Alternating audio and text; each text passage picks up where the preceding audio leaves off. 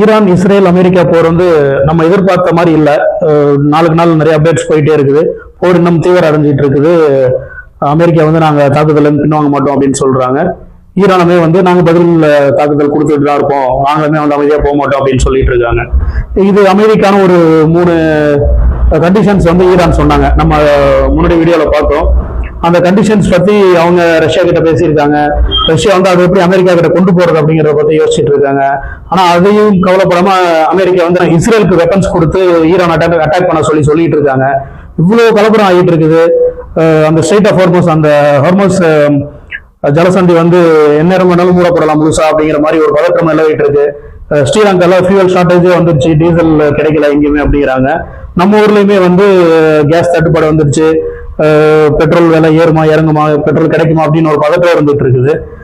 இதனால வந்து ஒரு குளோபல் ட்ரேடே வந்து ரொம்ப ஒரு மாதிரி கொலாப்ஸ் ஆகிற கண்டிஷன்ல இருந்துட்டு இருக்கிற இந்த நிலைமையிலையும் ஒரு நாடு மட்டும் அதை பத்தி எதுவுமே கவலைப்படல. ஒரு ஜாலியா இருந்துட்டே இருக்கிற மாதிரியே ஒரு ஃபீல் இருக்கு, ரொம்ப அமைதியா இருக்கிற மாதிரியே அவங்கள பார்த்தா தோணுது. நம்ம ஒரு மீம்ஸ் ஒரு போட்டோ பார்த்துருப்போம். ஒரு பெரிய கிரவுண்ட் இருக்கும், அந்த கிரவுண்ட்ல நிறைய பேர் கிரிக்கெட் விளையாடுவாங்க, நிறைய பேர் போயிட்டு வந்துட்டு இருப்பாங்க. அதுல ஒருத்தர் மட்டும் ஜாலியா ஒரு மகிழ் சோறு மேல ஒரு சிகரெட் குடிச்சிட்டு போட்டு ஜாலியா படுத்து எல்லாத்தையும் வேடிக்கை பார்த்துட்டு இருப்பாரு. அந்த மாதிரி வந்து ஒரு நாடு இது எல்லாத்தையும் வாட்ச் பண்ணிட்டு இருக்காங்க. அது யாரு அப்படின்னு பார்த்தோம்னா நம்மளோட பிக்ஸி சைனா. அவங்க ஏன் அவ்வளவு அமைதியா இருக்காங்க? இல்ல நிஜமாவே அமைதியா இருக்காங்களா, இல்ல வேற ஏதாவது பெருசா பிளான் பண்றாங்களா அப்படிங்கறத இந்த வீடியோல நம்ம முழுசா பார்ப்போம். வணக்கம், நான் உங்கள் வாண்டரிங் மாங்க் சத்யா. சைனா ஏன் இவ்வளவு அமைதியா இருக்கு அப்படின்னு சொல்லி நம்ம ஸ்டடி பண்ண போனோம் அப்படின்னா, இந்த வாரம் முன்னாடி நடத்திட்டு இருக்கிறது அமெரிக்காவும் இஸ்ரேலும். சைனா தான் வந்து வேர்ல்டுல வந்து பிகஸ்ட் எக்ஸ்போர்ட்டர். அவங்க 2024 வருஷத்துக்கு வந்து கிட்டத்தட்ட $3.5 trillion வந்து சைனா எக்ஸ்போர்ட் பண்ணிருக்காங்க. அதுல மேக்சிமம் அவங்க எக்ஸ்போர்ட் பண்ணிருக்கிறது அப்படின்னு பார்த்தோம்னா அமெரிக்காவுக்கு தான் பண்ணிருக்காங்க. கிட்டத்தட்ட $500 billion வந்து அமெரிக்காவுக்கு மட்டும் அவங்க எக்ஸ்போர்ட் பண்ணிருக்காங்க. ஸோ இந்த போரை பத்தி அமெரிக்கா ஈரான் மேல தொடுத்திருக்க இந்த போரை பத்தி சைனா ஏதாவது கருத்து சொல்ல போனா ஏதாவது பெருசா பிரச்சனை ஆகும் அப்படின்னு சொல்லி ஒரு பக்கம் சைனா யோசிக்கிறாங்க. கடைசியா ஒரு 2 வருஷமாவே சைனா மேல கடுமையான வரிகள் வந்து ட்ரம்ப் சுமத்திட்டு இருக்காரு. ஒரு கட்டத்துல 120%, 140% வந்து சைனாவுடைய இறக்குமதி பொருட்களுக்கு வந்து ட்ரம்ப் வரி போட்டு ரொம்பவே சைனாவை நெருக்கடிக்குள்ளாக்கிட்டாரு. இப்போ கடைசியா ஒரு சில பேச்சுவார்த்தைகள்லாம் நடந்து ஒரு 30-35% வந்து இம்போர்ட் டாக்ஸ் அப்படின்னு சொல்லி போட்டு இப்போ சைனா வந்து அமெரிக்காவுக்கு பொருட்களை சப்ளை பண்ணிட்டு இருக்காங்க. ஸோ இந்த போரில் நம்ம திரும்பி ஏதாவது நம்ம தலையிட போய் இல்லை ஏதாவது கருத்து சொல்ல போயிட்டு ஏதாவது பிரச்சனை ஆயிருமோ அப்படின்னு சொல்லி சைனா யோசிக்கிறதுலயும் ஒருவித நியாயம் இருக்குதான் செய்யுது. ஏன்னா சைனாவுக்கு வந்து எப்பவுமே அவங்களுடைய பாலிடிக்ஸ், ரிலிஜியன், ஐடியாலஜி அது எல்லாமே செகண்டரி தான். அவங்களோட ஃபர்ஸ்ட் ப்ரிஃபரன்ஸ் எப்படின்னு பார்த்தோம் அப்படின்னா அவங்களுடைய பொருளாதாரத்தை வந்து ஸ்டடியா வச்சுக்கணும். இன்னொன்னு ஆயில் சப்ளை, அவங்களுடைய எரிபொருள் சப்ளையை ஸ்டடியா வச்சுக்கணும். ஏன்னா 141 கோடி மக்கள் பேர் இருக்காங்க, நம்மளோட கொஞ்சம் கம்மி தான். இருந்தாலும் அந்த 141 கோடி மக்களுடைய நீட்ஸை வந்து மீட் பண்ணணும், அதுல வந்து எந்த பிரச்சனையும் ஆயிடக்கூடாது அப்படிங்கறதுல சைனா வந்து ரொம்ப தெளிவா இருக்காங்க. அதுல இன்னொரு விஷயம் நம்ம பார்க்க போனோம் அப்படின்னா சைனாவுடைய ஆயில் சப்ளை வந்து பாதிக்கப்படாம இருக்கிறதுக்கு அவங்க கிட்டத்தட்ட 20 வருஷமா வந்து சைனா ஒர்க் பண்ணிட்டு இருக்காங்க. சைனா என்ன பண்றாங்க அப்படின்னா இந்த வார்ல அவங்க டைரக்டா இன்வால்வ் ஆகல, ஒரு டிப்ளமேட்டிக்கா என்ன பண்ண முடியும் அப்படிங்கறத அவங்க பார்த்துக்கிட்டு இருக்காங்க. ரஷ்யா கூட ஒரு ரேப்போர்ட்ல அவங்க பேசிட்டு இருக்காங்க. ஈரான் சொன்ன அந்த 3 கண்டிஷன்ஸ் பத்தி போரை நிறுத்துறதுக்கான என்ன நடவடிக்கைகள் எடுக்க முடியும் அப்படின்னு சொல்லி அவங்க ரஷ்யா கூட பேசிட்டு இருக்காங்க. ஏன்னா ரஷ்யாவுக்கும் அவங்களுக்கும் நல்ல ஒரு அண்டர்ஸ்டாண்டிங் இருக்கும். ஏன்னா இப்போ குளோபல் ட்ரேட் கண்டிப்பா பாதிக்கும். இந்த போர் நீடிச்சது அப்படின்னா குளோபல் ட்ரேட் கண்டிப்பா பாதிக்கும். அதுல அதிகமா பாதிக்கப்படக்கூடியது சைனாவுடைய பொருளாதாரம் தான். அதெல்லாம் அதுல ரொம்ப கேர்ஃபுல்லா சைனா வந்து ஹேண்டில் பண்ணிட்டு இருக்காங்க. சைனாவுடைய பொருளாதாரத்துக்கு ஏன் வந்து எரிபொருள் இப்போ அதற்குடைய ரா ப்ராடக்ட் க்ரூட் ஆயில் ஏன் அவ்வளவு ரொம்ப முக்கியம் அப்படின்னா சைனா வந்து ஒரு மாசத்துக்கு கிட்டத்தட்ட 46.5 கோடி பேரல்ஸ் ஒரு மாசத்துக்கு அவங்களுக்கு தேவைப்படுது, அவங்களுடைய தேவைகளை வந்து பூர்த்தி செய்யறதுக்கு. அப்படின்னு பார்த்தோம்னா அது ஒரு நாளைக்கு வந்து கிட்டத்தட்ட 1.5 கோடி பேரல் க்ரூட் ஆயில் அவங்களுக்கு தேவைப்படுது. இது வந்து நம்ம இந்தியாவுடைய ஒரு யூசேஜ் இந்த கம்பேரிசன் பார்ப்போம். நமக்கு இந்தியாவுக்கு வந்து ஒரு மாசத்துக்கு 16.5 கோடி பேரல் தான் நமக்கு தேவைப்படுது. இது சைனா யூஸ் பண்றது நம்மளுடைய யூசேஜை விட 3 மடங்கு அதிகம். அதுல அந்த மாசத்துக்கு அந்த 46 கோடி பேரல் இருக்கு இல்லைங்களா, அதுல 8 கோடி பேரல் வந்து ரஷ்யா கிட்ட இருந்தும் சைனா பர்ச்சேஸ் பண்றாங்க. அதுல 3 கோடி பேரல் மட்டும்தான் வந்து ஈரான் கிட்ட இருந்து பர்ச்சேஸ் பண்றாங்க. இந்த 3 கோடி பேரலுமே ஈரானுடைய அந்த டோட்டல் ப்ரொடக்ஷன்ல 80% அப்படின்னு சொல்லி சொல்றாங்க. இந்த போர் ஆரம்பிச்சதுக்கு அப்புறம் அந்த போர் சூழ்நிலையில சைனா என்ன ஒரு பெரிய சம்பவம் ஒண்ணு பண்ணிருக்காங்க அப்படின்னு நம்ம பார்த்தோம் அப்படின்னா, அவங்களுடைய போன வருஷம் அந்த எண்ணெய் இறக்குமதி விட இந்த வருஷம் ஒரு 15.8% இந்த 2 மாசத்துல மட்டுமே, இந்த ஜனவரி பிப்ரவரி மாசம் மட்டுமே ஒரு 15.8% போன வருஷம் அவங்களோட எண்ணெய் இறக்குமதியை விட இந்த வருஷம் அதிகமாக்கியிருக்காங்க. ஈரான் கிட்ட இருந்து மட்டும் நம்ம பார்த்தோம் அப்படின்னா கிட்டத்தட்ட 1.5 கோடி பேரல் எண்ணெய் வந்து இந்த போர் ஆரம்பிச்சதுக்கு அப்புறம் அந்த பிப்ரவரி 28 இருந்து இன்னைக்கு வரைக்குமே இந்த 15 நாள் கேப்ல ஒரு 1.5 கோடி பேரல் கிட்ட வந்து இந்த 15 நாள்ல மட்டுமே சைனா பர்ச்சேஸ் பண்ணிருக்காங்க. அந்த ஹோர்மஸ் ஜலசந்தி பத்தி சைனாவுக்கு பெருசா கவலை இல்லை. ஏன்னா அவங்களோட மெயின் பர்ச்சேசர் வந்து ஈரான் தான். அங்க இருந்து வாங்கும் போது ஈரான் தான் இந்த ஜலசந்தியை கண்ட்ரோல் பண்றாங்க. அப்படிங்கிற பட்சத்துல அவங்களுக்கு அது ஒரு பெரிய ரிஸ்கா இல்லை. அவங்களுக்கான எண்ணெய் சப்ளை இருந்துட்டே தான் இருக்கு. இது இன்னொரு விஷயம் நம்ம பார்க்க போனோம் அப்படின்னா, சைனாவில் இன்னும் பை த இயர்ஸ் பார்த்தோம்னா ஆயில் கன்சம்ஷன் கம்மியா தான் இருக்கு. கேசோலினா சரி, டீசலா இருந்தாலும் சரி. இப்போ கடைசியா 2023 நிலவரப்படி அவங்களோட ரெகுலர் யூசேஜை விட ஒரு 3% வந்து கம்மியா தான் யூஸ் பண்ணிருக்காங்க மக்கள். ஏன்னா எலக்ட்ரிக் வெஹிக்கிள்ஸ் போக ஆரம்பிச்சிட்டாங்க. வேர்ல்டுல வந்து சைனா தான் எலக்ட்ரிக் வெஹிக்கிள்ஸ் மேனுஃபேக்சரர்ல ஃபர்ஸ்ட்ல இருக்காங்க. அப்படிங்கிறது மக்கள் எலக்ட்ரிக் வெஹிக்கிள்ஸ் போயிட்டாங்க, ஆயில் கன்சம்ஷன் கம்மி ஆயிருச்சு. இருந்தாலுமே இந்த ஸ்டாக் பைலிங்க வந்து அவங்க நிறுத்ததா இல்லை. சைனா பொறுத்த வரைக்கும் எந்நேரமானாலும் உலகத்துல எந்த சூழ்நிலை வந்தாலுமே வந்து அதை நம்ம எதிர்கொள்ற அளவுக்கு ரெடியா இருக்கணும், தயாரா இருக்கணும் அப்படிங்கிற மனநிலையில் தான் சைனா இருக்காங்க.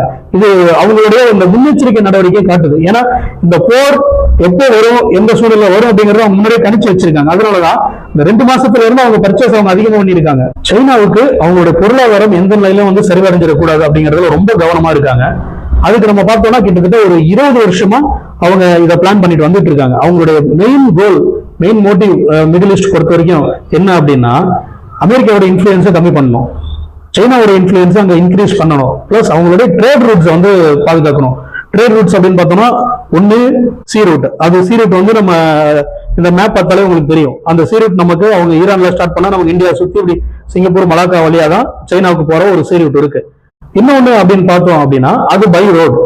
பை ரோடு வந்து சைனா, ரஷ்யா, யூரோப்பு, ஈரான் ஃபுல்லா கனெக்ட் பண்ற மாதிரி அவங்க அதுக்கான ஒரு பிளான் பண்ணிட்டு இருக்காங்க. இப்போ இவங்க ஏன் இவ்வளவு ஸ்டெடியா, இவ்வளவு காமா, கான்பிடண்டா, கம்ஃபர்டபுளா சைனா இருக்காங்க அப்படின்னு பார்த்தோம் அப்படின்னா அதுக்கு மெயின் ஒரு 5 ரீசன்ஸ் அது நமக்கு நம்ம ஸ்டடி பண்ணிருக்கோம். அதுல ஃபர்ஸ்ட் விஷயம் என்ன அப்படின்னு பார்த்தோம் அப்படின்னா, ஈரான் கூட ஒரு முக்கியமான ஒரு டீல் ஒன்று போட்டிருக்காங்க 2023. அதுக்கு முன்னாடியே வந்து அவங்க ஈரான் கூட ஒரு நல்ல டைப்ல இருந்திருக்காங்க.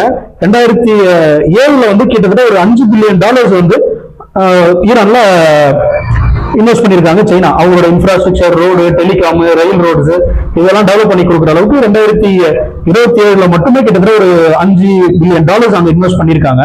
அதுக்கப்புறம் பார்த்தோம் அப்படின்னா இது ஒரு நல்ல டைப்பா இருக்கு, ஈரான் கிட்ட இருந்து நல்ல சப்போர்ட் இருக்கு, அவங்க கிட்ட நல்ல ட்ரேட் வருது அப்படிங்கிற ஒரு விஷயத்துல இவங்க என்ன பண்றாங்க அப்படின்னா 2023 கிட்டத்தட்ட ஒரு 25 இயர்ஸ் ஸ்ட்ராட்டஜி அப்படின்னு ஒண்ணு வச்சிருக்காங்க. 25 வருடங்களுக்கான ஒரு ஸ்ட்ராட்டஜி போட்டு அவங்க நாங்க 400 பில்லியன் இன்வெஸ்ட் பண்றோம், சைனா வந்து ஈரான்ல 400 பில்லியன் இன்வெஸ்ட் பண்றோம், அதுக்கு இன் ரிட்டர்ன் நீங்க வந்து எங்களுக்கு என்ன தர முடியும்னு யோசிங்க அப்படின்னு சொல்லி ஒரு டீல் கொடுத்திருக்காங்க. அது ஈரானுக்கு நல்ல டீலா தான் இருந்துச்சு. ஏன்னா அமெரிக்கா வந்து எப்பவுமே ஈரானுக்கு ஒரு ஏலம் பொருத்தம் தான், வேற யாருமே அங்க இன்வெஸ்ட் பண்றதுக்கு முன்னாடி வர மாட்டாங்க.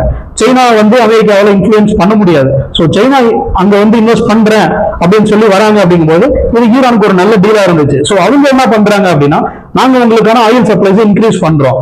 நான் முன்னாடியே சொன்ன மாதிரி 80% வந்து ஈரானுடைய டோட்டல் ப்ரொடக்ஷன்ல சைனா தான் வாங்குறாங்க.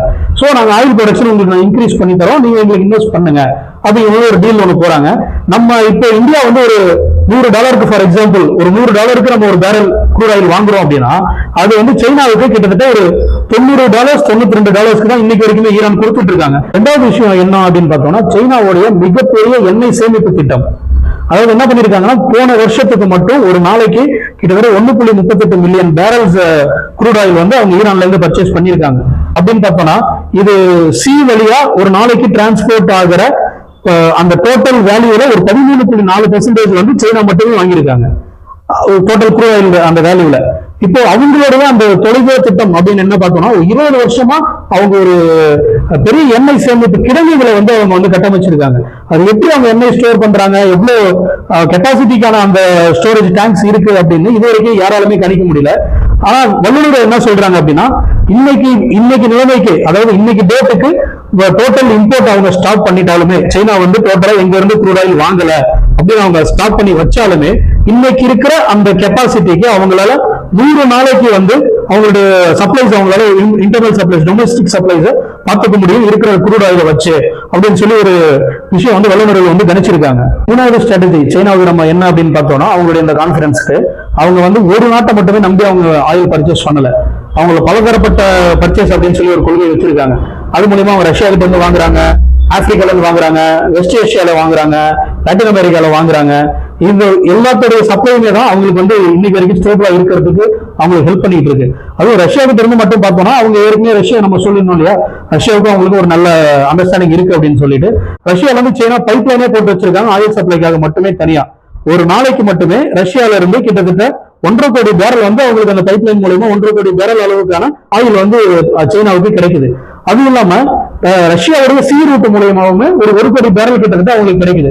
இந்த கணக்குப்படி பார்த்தோம்னா ரஷ்யா கிட்ட இருந்து மட்டுமே அவங்களுக்கு கிட்டத்தட்ட ஒரு நாளைக்கு 2.6 கோடி பேரல் கச்சா எண்ணெய் அவங்களுக்கு கிடைச்சிருது ஈஸியாவே.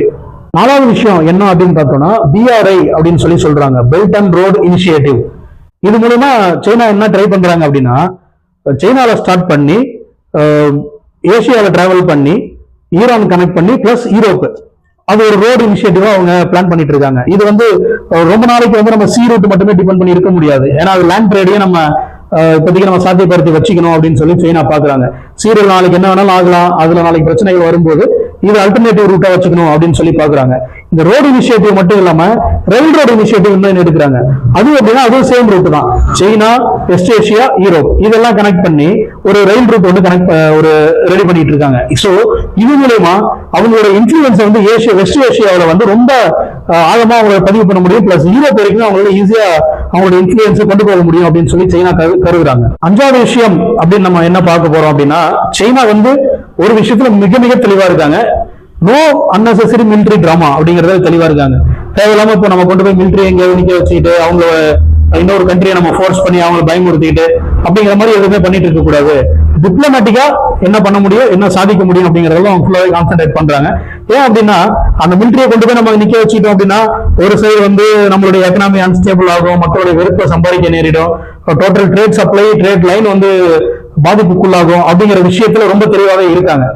ஆனா எதிர்ப்புற அமெரிக்காவை பார்க்க போனோம் அப்படின்னு வச்சுக்கோங்களேன், தேவையில்லாம கொண்டு போயிட்டு அடுத்தவங்க நாட்டு விஷயத்துல மூக்கு நுழைக்கிறது, சும்மா இருக்கிறவங்க சொரிஞ்சுக்கிட்டு வம்பு கிழிக்கிறது, அவங்ககிட்ட இருந்து என்னத்தை அடிச்சு புணுங்களான்னு பாக்குறது, இந்த விஷயங்களையும் அவங்க டோட்டல் கவனமும் இருக்கே தவிர அவங்களுடைய மக்களுக்கு என்ன செய்ய முடியும், அவங்களுடைய இன்ட்ரெஸ்டுக்கு என்ன பண்ணலாம் அப்படிங்கறதுல கான்சென்ட்ரேஷன் ரொம்ப கம்மியா தான் பண்ணிட்டு இருக்காங்க.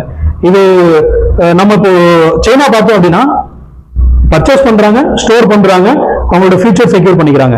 அதை விட்டுட்டு அடிச்சு புடுங்கிறதுக்கு அவங்க பார்க்கல. ஆனா அமெரிக்கா இந்த விஷயத்தை தான் பண்ணிட்டு இருக்காங்க. உலகத்தோட 2 சைட்ல இருக்கு அந்த 2 கண்ட்ரீஸோடைய பெர்சன்ஸ் பாக்குறோம்.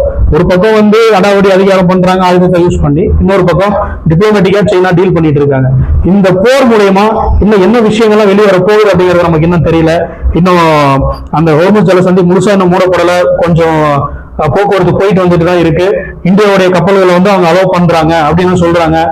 ஆனா வந்து ஈரான் வந்து அது மாதிரிலாம் நாங்க எதுவும் அலோவ் பண்ணல, எதுவும் டீல் நாங்க இது வரைக்கும் பேசல அப்படின்னு சொல்லியிருக்காங்க. இன்னும் பதற்றங்கள் நீடிச்சுட்டு தான் இருக்கு. போக போக என்ன நடக்குது அப்படிங்கறத நாங்க டெய்லி நாங்க அப்டேட் பண்ணிக்கிட்டு இருக்கிறோம். நம்ம சேனலுக்கு தயவுசெய்து சப்ஸ்கிரைப் பண்ணிட்டு பாருங்க. நிறைய பேர் சப்ஸ்கிரைப் பண்ணாம வீடியோ பார்த்துட்டு இருக்காங்க. சப்ஸ்கிரைப் பண்ணிட்டு ஒரு லைக் போட்டுட்டு பாருங்க, அது எங்களுக்கு ரொம்ப ஹெல்ப்ஃபுல்லா இருக்கும். நன்றி.